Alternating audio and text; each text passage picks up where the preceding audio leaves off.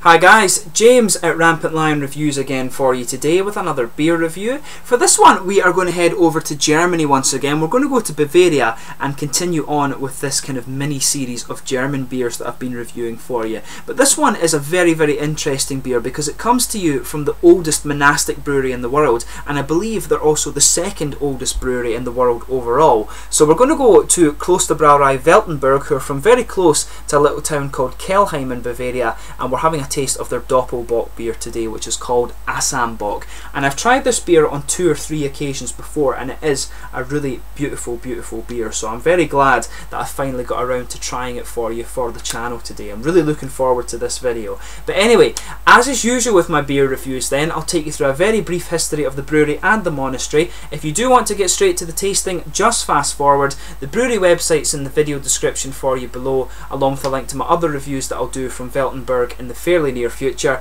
There's also a link down there to my Facebook page and my Untappd profile, so feel free to like the Facebook page and add me as a friend on Untappd if you do so wish. So anyway, the brewery, as I told you, is attached to the Weltenburg monastery, which is on the Danube River near the town of Kelheim. It's almost in the middle of Regensburg and Ingolstadt in Bavaria. Regensburg, a very beautiful town, and Ingolstadt of course is the home of Audi. It's almost right in the middle of Munich in the south and Nuremberg in the north. But the brewery actually have the claim of being the oldest monastic brewery in the world, and if you think of Weihenstephan, this is the oldest brewery in the world from 1040. These guys date from 1050, but they are actually the oldest monastic brewery in the world simply because the Weihenstephan brewery is now a state-run operation. It's owned by the Bayerische state government, if you like, so these guys are the oldest monastic brewery in the world. But anyway, this part of the Danube River where the monastery is located was known to have been home to a Roman military garrison in about 45 AD, and this military garrison was called Fort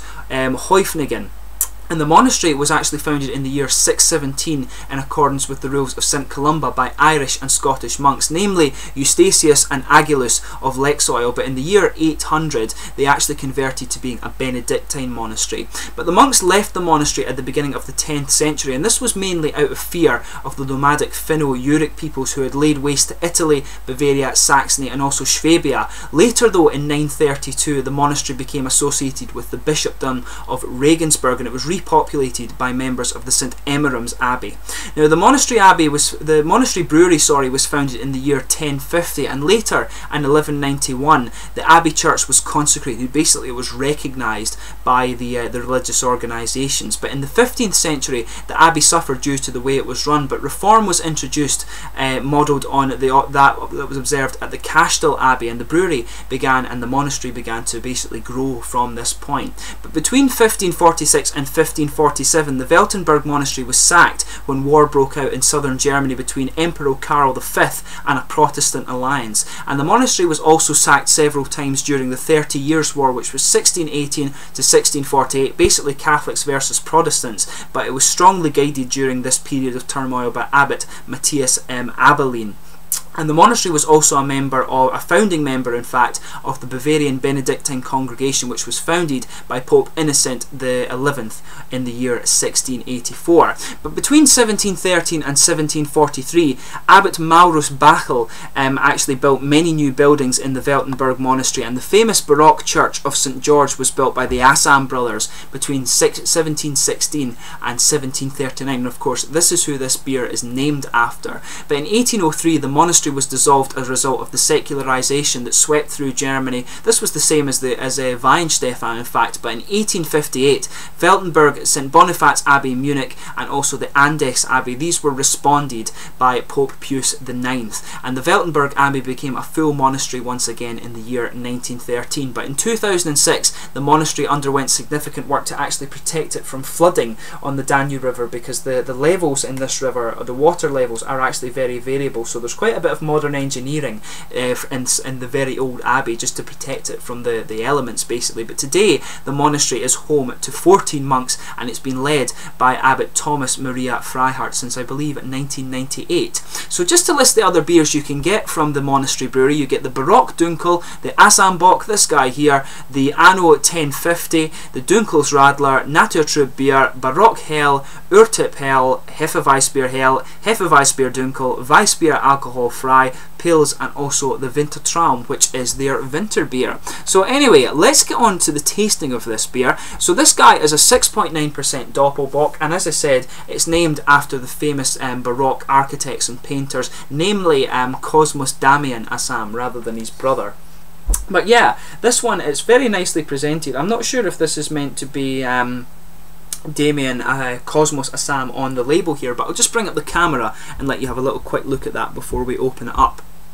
But you can see there, this is the typical layout for all the Klosterbrauerei Weltenburg beers. They all have a similar label to this. It's just this picture that's different. And I think that maybe is Cosmos Adam, or Asam, sorry, on the label there. But you can see this is the monastery symbol up here. It's also on the top label and indeed on the bottle cap as well. But this beer, it's actually quite well travelled, this particular bottle of beer, because this one is very popular in Japan. And when I was over visiting my girlfriend Michiko, this was when I actually got this one, because it's very hard to find this beer in Scotland, any of the Weltenburger ones, but they're actually very popular in Japan. So you can see the different Kana writings on the back of that there. This is actually a Japanese one, but it is brewed in Germany. It's just a Japanese label that's on it. So as I said, it's a 6.9% Doppelbock, this beer, and it's named after Cosmas Damian Asam, who's a famous German Baroque architect and painter. So let's get this guy open. So as you can see, a nice smoky opening on this beer. Very much been looking forward to reviewing this one for you since I brought it back from Japan. But yeah, looks very, very nice in fact. As you can see, and as you would expect, it's pouring a nice kind of rosewoody mahogany colour, and it's going to have a beautiful big head on it. I'll just bring it out up until that level just now, and then I'll pour the rest before we get stuck into the tasting section. So as you can see, it's poured a really nice kind of rosewoody mahogany colour. It's got a nice ruby edge to it. I'll just bring up the camera, the light, sorry, and let you see that on the camera there. You can see there's a nice two finger of a frothy kind of beigey tan head on that. It looks really nice. The Germans, of course, will not drink a beer unless it has a really good head on it, but it looks absolutely beautiful. There's not really much carbonation visible on this one, just some small bubbles going up towards the bottom of the head there, but no big bubbles really sitting on the edge of the glass, but it looks very, very nice. So let's give it a smell actually and see how we get on. So as you would expect from this beer, there's a huge kind of bready component to it. It's got a really nice kind of typical German rye bread character to it in fact. I really love that about these bock beers, when you get that nice German rye bread character coming out of them. But there's a lot of dark roasted caramel malts on top of that. Nice German rye bread mixing in with it, and a bit of a kind of nutty and almost woody note coming out too. But if you sugar it about a little more, you can actually pick up some of the kind of figs and raisins and plums that come out of this, these nice red fruity esters. It comes across as being a little bit more of a figgy aroma that's coming off it, but there is a bit of the sharper kind of plums and raisins that you would expect too, just particularly when you sugar it up. So let's put the last little bit of this guy into the glass, and then we'll get stuck into the tasting here.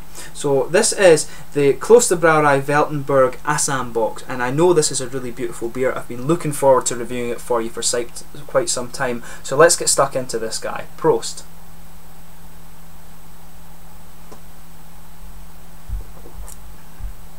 Now that is absolutely beautiful. Just exactly how I remember it in fact. This one I find, in comparison with some of the other Doppelbocks, it does have a little bit, the bready character, the nice German rye bread character takes a little bit more prominence than in some of the other bock beers, but it's absolutely beautiful.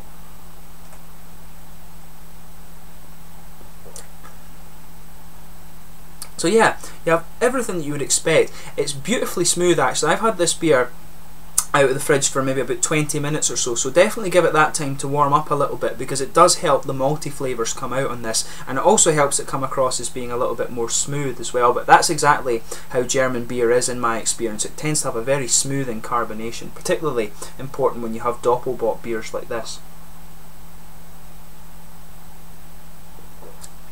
But yeah, I noticed that about this one definitely. This one has a really prominent bready character. That nice smooth German rye bread base of this, it just blankets the middle of your tongue there. On top of that, you've got a nice kind of roasted, sort of treacly molasses character that comes in. You've got a bit of the lighter, sweeter caramel that just goes right down the middle of your tongue.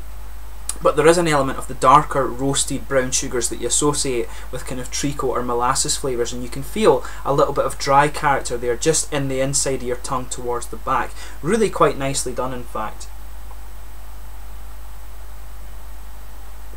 But yeah, the malt base in this one blends together really well. It's not overly punchy in any regard. The flavours just blend together absolutely beautifully.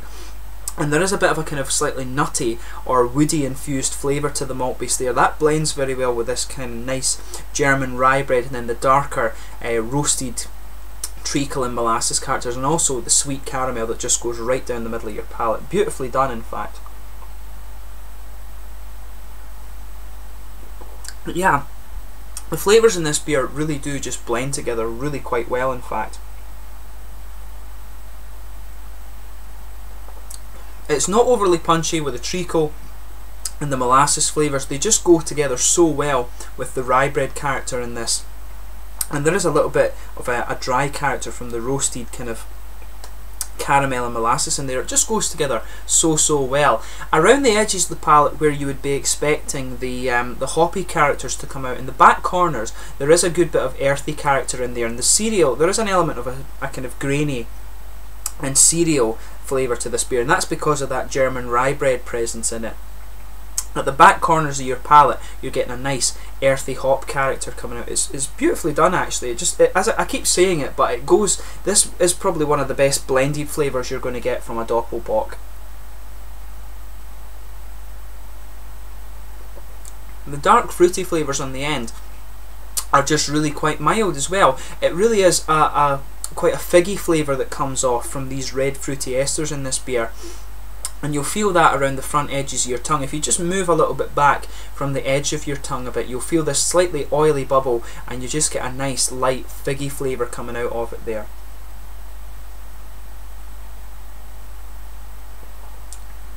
Yeah. At the front of your tongue as well, you will feel a little bit of a kind of sweeter element of the caramel. It's a little bit toasted, there is a little bit of treacle and molasses in there, but I think it's a bit sweeter, and that blends quite well with this nice juicy fruity fig flavour. But around the back edges of the tongue, like I say, you're getting this nice earthy character from the hops in this beer, and it smooths out as you come all the way around the front of the tongue. As you progress through the flavour of this beer, I think that earthy hop character spreads a little bit more towards the front of the palate and even goes round the kind of front curve of the tongue there. But the flavours in this, I've said it many times, the flavours in this beer blend together absolutely beautifully. Not punchy at all, but they just go together quite well. I'd probably say this is the best blend of flavours in a Doppelbock that you'll find from Germany. I found Paulaner Salvatore is quite punchy in the caramel. The same with the Celebrator Ale from Eyinger as well. But this is an absolutely beautiful beer. It's one of the kind of trademark beers from Germany in the Doppelbock style, and it really is wonderful. So if you haven't tried it, I really would recommend that you do. In terms of the mouthfeel of this beer though, definitely kind of full-bodied, I would say. Very, very smooth carbonation. One of the smoothest beers I've actually come across from Germany, and it's quite hard to say that because so many of them are, but this one is really smooth actually. It's beautifully done. I keep saying it, but it is beautiful. But it's got a nice big oily mouthfeel to it. A little bit roasted, as I say, and it just blends together so well. There's some juicy fruit character, some nice figgy elements around the front of the palate, and there's also a good bit of alcohol warmth from it as well, just as you go down into your chest there. You'll feel that, but it's not noticeably boozy in the flavour, and that's simply because the caramel, the caramel and treacle elements of the flavour cover that quite well. It's not noticeably boozy on the tongue at all. But as I said, a beautiful blend of flavours this beer, and if you haven't tried the Klosterbrauerei Asam Bock and you love Doppelbocks, then you really need to give this one a go, because it's one of the trademark examples of the style, and it's one of my favourite beers from Germany, in fact. So really do go and check it out. But as always, I hope you've enjoyed this beer review. I'm going to go away and share the rest of this with my dad now, because he likes trying the beers that I review for you on here, and this is one I'm very keen for him to try as well, because it is one of my favourites. But as always, let me know your own thoughts on this beer if you do happen to have tried it before. Let me know in the comments section about that. Always interesting to hear from you guys that are watching the videos. I hope you've enjoyed this, and I hope you're enjoying this kind of German mini series that I'm doing for you. In the meantime, until my next review though, please like, subscribe, share, all the usual YouTube stuff. Add me as a friend on Untappd and like the Facebook page as well. Subscribe to the YouTube channel. As I say, I hope you're enjoying the reviews. Until the next one, slàinte for now and drink some more German beer. Try this guy if you love Doppelbocks. Slàinte.